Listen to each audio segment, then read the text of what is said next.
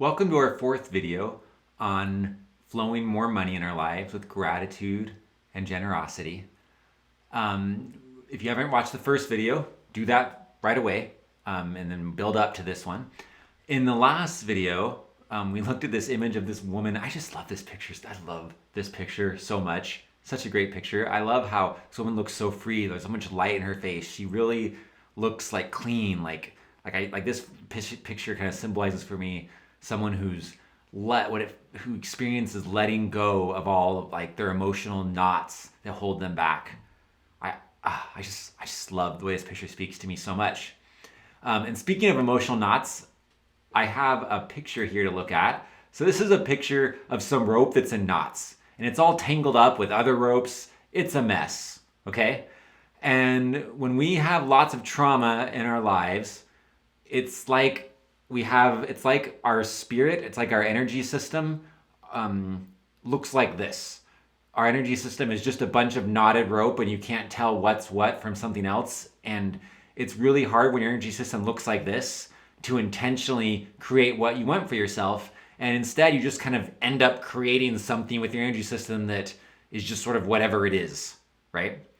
But if on the other hand, we can do what we need to do to get our knots all untangled and get them organized and in a nice, good shape like this, then we have a useful tool. Then we have a rope we can do something with. And we can make that rope into a lasso, and we can start throwing that lasso into the realm of possibility and lassoing for ourselves some money or whatever it is we want for ourselves, and really experience that with deep gratitude and generosity. Okay, so last time we looked at this picture of money and we practiced tapping. We tapped and tapped and tapped and tapped. I hope you've been practicing that, and I hope you practice that every day. I remembered as I was thinking about this that when I first learned about this technique of tapping, I was determined to use it every single day. And so I would do this technique or another technique, which I'm going to show you in a second. I would do these two techniques, one or the other, to make time to process emotions every single day for at least 5 minutes. But then usually when other things would come up throughout the day, right? Apart from those 5 minutes in the morning, and oftentimes the 5 minutes were longer than 5 minutes as I thought of more and more things. So other things would come up throughout the day. And just throughout the day, things would come up and I'd be like, oh, a thing just came up, something just triggered me, or something triggered me. And I would tap throughout the day. And as I tapped throughout the day, I would process more and more things. And I just did this with faith that it would help. But I remember that I really started noticing how much a difference it made after a year. I remember after having done this for about a year, I started looking at my life and I was like, whoa, I have changed. I started noticing I'm more grateful. I'm more mindful. I don't worry as much about impressing people when I'm with them. It's easier for me to be with people and just try to help them know they're good instead of trying to prove to people that I'm good. I started noticing that it was just a lot easier just to enjoy each moment and just be in the moment and have wonder in the moment. I started noticing that I was changing this way just because I'd been doing the emotion processing all that time. And that's the thing. If you do emotion processing around money, it is gonna help you flow more money in your life. Also, it's going to help you grow in lots of other ways. You're gonna process emotions that are connected to money, but also connected to other stuff. And you're gonna find yourself more spontaneously experiencing joy and love and gratitude and generosity and optimism and hope. It's not the only emotion you're gonna experience. You're still gonna experience anger and frustration and sadness. Those are going to come up, but when they come up, you're going to know how to process them. You're not going to resist them. You're just going to let them be. You're going to say, I'm experiencing this right now. Just experience it. And you're going to have a fuller, deeper life. It's going to be awesome. And so it ends up being about so much more than just money. And I also want to say this, in addition to process your feelings about money, there's other things that are important to do too, to be able to flow more money, and we're going to talk about that in this video too. But first, let's start with another emotion processing technique.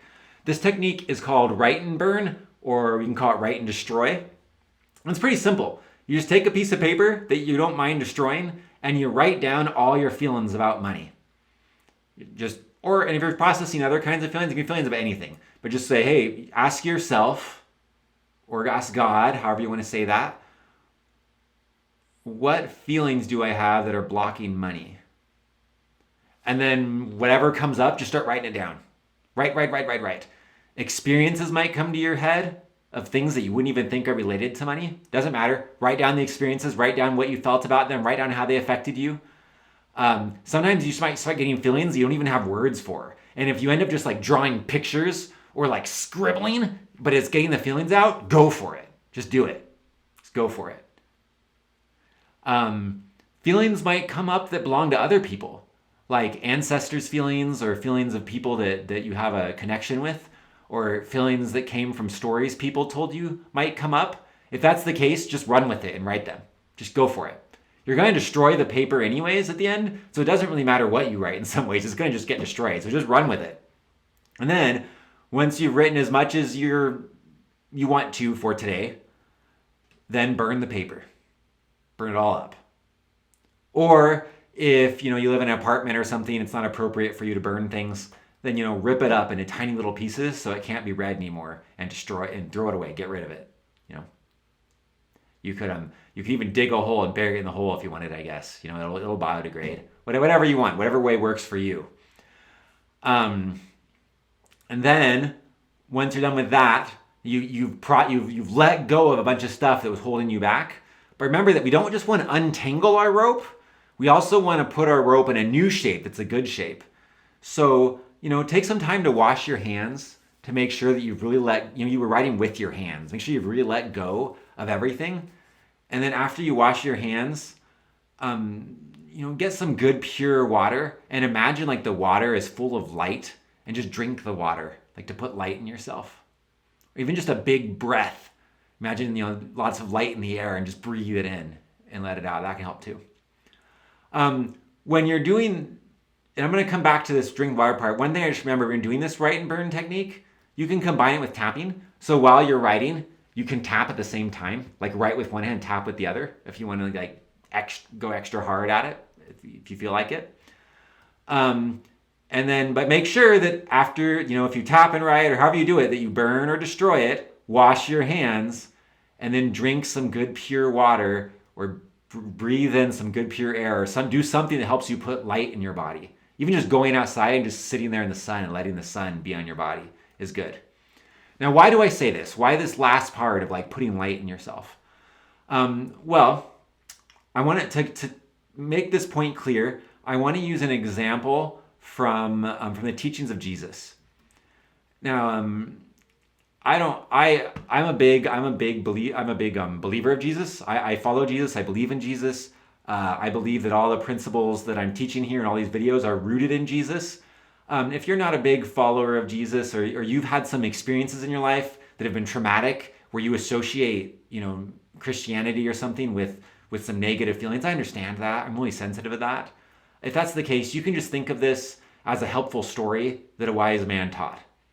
You don't need to associate with Jesus if that's triggering for you. Now, so a wise man 2,000 years ago told a story about a devil that was in a house. And the devil lived in the house. And then the devil was, they came and gave an eviction notice or something, and the devil was kicked out of the house. And they cleaned the house up. Some people a clean crew came in or something and cleaned up the whole house. And it was really nice and really clean. But then the story goes like this. The devil came back and he saw how clean and nice the house looked. And he said, wow, the house is even better than it was when I lived in it. And then he got 6 friends, and there were 7 devils who lived in the house now.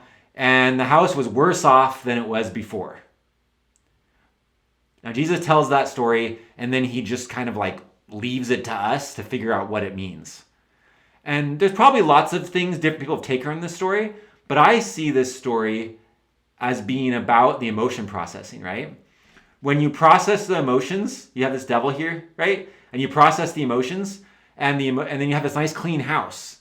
But because it's clean, it's available for anything else to take residence, right? And so you need to fill it with something, right? So before the 7 devils show up and fill the house up, instead, we could invite 7 angels. And if 7 angels come and live in the house, then there's not, when the 7 devils come, they show up and they go, oh, there's not room for us, never mind. So once you've cleaned up your house with emotion processing, do something like drinking good pure water or go out in the sunlight or whatever to invite something new, to create a new reality for yourself. And that's represented by these 7 angels. So so that's up to you, and you can think about that and ponder this principle and think about what things you can do to bring good, after you process the emotions that are traumatic, to bring in some good stuff instead. Think about what that might mean for you. Maybe write in the comments things that help you to invite goodness and light into your life. I'd love to hear that. I'd love to try out your techniques. Let me know in the comments about anything that experience you have with emotion processing, how it goes for you, or any obstacles you have. If you try these techniques and it's not working for you, tell me in the comments what's not going so I can respond and see if I can solve some problems in the comments or in a later video. In the next video, I'm going to talk about some different ways to invite these 7 angels into our lives. Different techniques we can do that I've learned that have helped me do that.